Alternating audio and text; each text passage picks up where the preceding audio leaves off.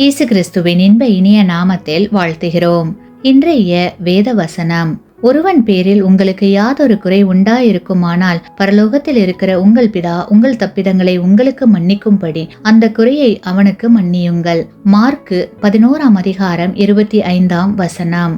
Today's Bible verse: If you have anything against anyone, forgive him, that your Father in heaven may also forgive you your trespasses.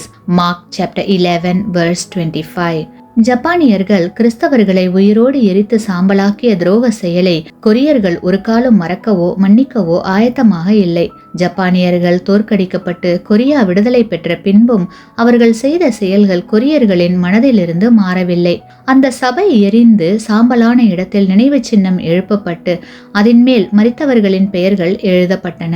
1972 சில ஜப்பானிய கிறிஸ்தவ ஊழியக்காரர்கள் கொரியாவுக்கு சென்றனர். தற்செயலாக அவர்கள் அந்த நினைவு சின்னத்தை காண நேர்ந்தது.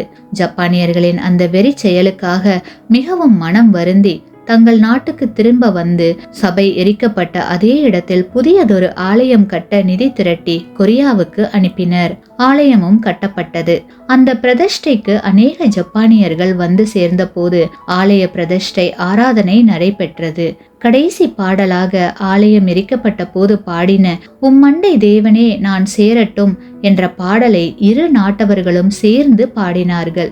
அப்போது அநேகருடைய கண்களில் இருந்து கண்ணீர் தாரை தாரையாக ஓடினது. கிறிஸ்துவின் சிந்தையுடன் ஒருவரை ஒருவர் கட்டி அணைத்து கிறிஸ்துவின் அன்பால் நிறைந்து ஆராதனையை முடித்தனர். அன்றோடு இரு நாட்டவர்கள் மத்தியிலும் காணப்பட்ட கோபமும் வெறுப்பும் தணிந்து போனது. கிறிஸ்துவுக்குள் அன்பான சகோதர சகோதரிகளே, உங்களுக்கு விரோதமாக யாராகிலும் பெரிய கொடுமைகளை செய்கிறார்களா? கிறிஸ்துவின் பிள்ளைகளாக நீங்கள் இருக்கிறபடியால் கிறிஸ்து உங்களுக்கு மன்னித்தது போல நீங்களும் அவர்களுக்கு மன்னியுங்கள். ஏனெனில் நம்மிடம் காணப்படும் கிறிஸ்தவ சகோதர ஐக்கியமே நாம் இயேசு கிறிஸ்துவின் சீஷர்கள் என்பதற்கும் சபை வளர்ச்சிக்கும் அடிப்படையாகவும் அடையாளமாகவும் இருக்கிறது. ஆமேன். நீங்கள் பெற்ற இந்த ஆசீர்வாதத்தை மற்றவர்களோடு பகிர்ந்து கொள்ளுங்கள்.